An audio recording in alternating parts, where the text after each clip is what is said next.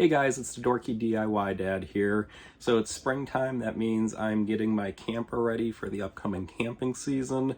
So one of the things that I do this time of year is swap out the anode rod on my hot water tank. So what exactly is the anode rod? The anode rod is a sacrificial rod. In this case, it's made out of magnesium, and its only purpose is to be installed into your hot water tank.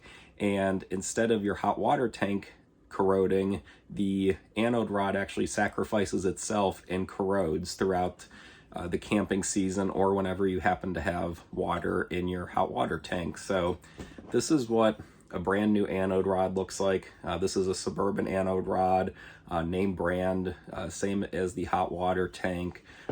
And this is what it looks like after possibly a couple years. I'm actually not completely sure. So we bought this camper a year ago. It was a new to us camper. It was a couple years old prior to us owning it. So I'm not entirely sure if the previous owners replaced the anode rod or not, but I figured, yeah, this is a relatively inexpensive part. Your hot water tank is very expensive, so figured it's just cheap preventative maintenance and some cheap insurance you can take to ensure your hot water tank will continue to last. So a couple important things here when installing this is some Teflon tape. So that's the white tape you see right here. This anode rod actually already came with Teflon tape wrapped, so that's one less thing you have to do. But if you did have to wrap the threads with Teflon tape, one important thing to note, and for this particular job and really any plumbing job that requires Teflon tape, is you want to wrap the tape in the opposite direction that you're going to be tightening, in this case, this threaded bolt head.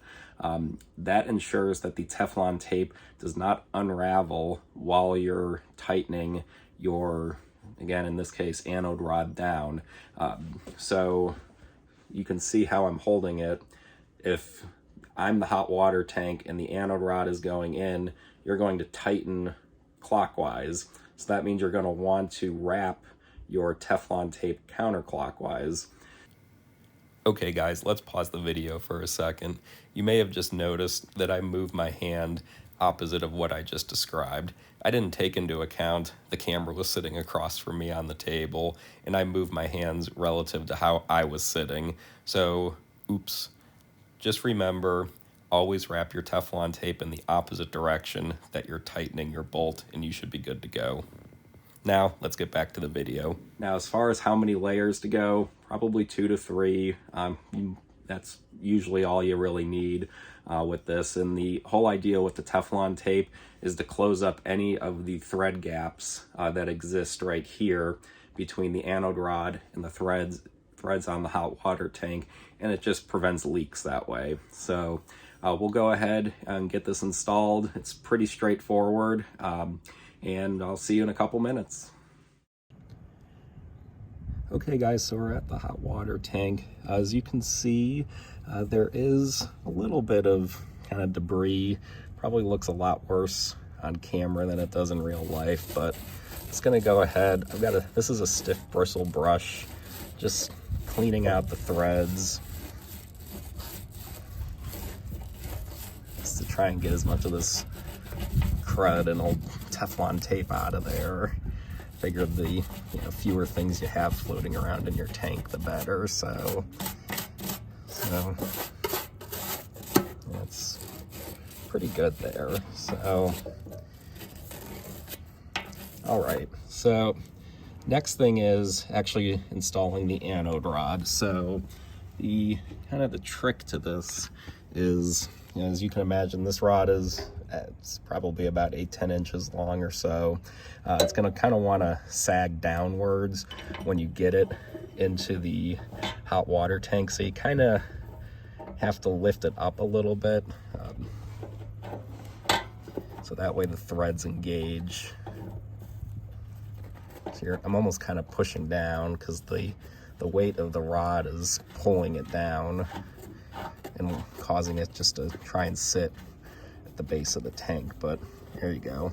So that's in. So the next thing is just tighten it down. Now this is maybe the one piece of somewhat unique equipment or hardware you need. This is a 1 1/16 inch socket. It does require a 1/2 inch drive, so this might not be something you have sitting around at home, but hardware stores do usually sell these individually, so I just bought the right size for what I need.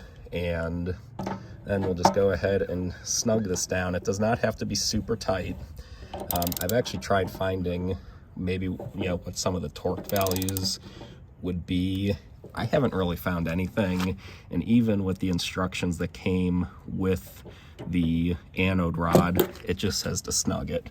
So I guess kind of do your best and make your best judgment as to what snug is. But ultimately, if it doesn't leak, that's what you're going for. So that's basically it for installing it.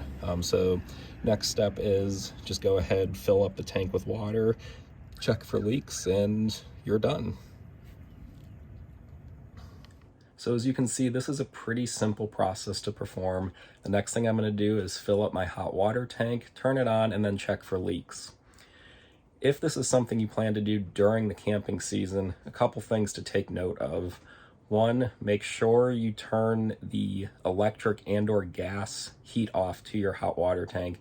In our case, it's just electric. Some RVs have both. You want both of those shut off before you start this process. Second is you want to make sure the hot water tank is completely cool before you take the anode rod out. If the tank is still warm or hot, when you remove that anode rod, you will get sprayed with very hot water. So I hope you found this video helpful. If you did, please hit the like button and consider subscribing. Till next time, I'm the Dorky DIY Dad.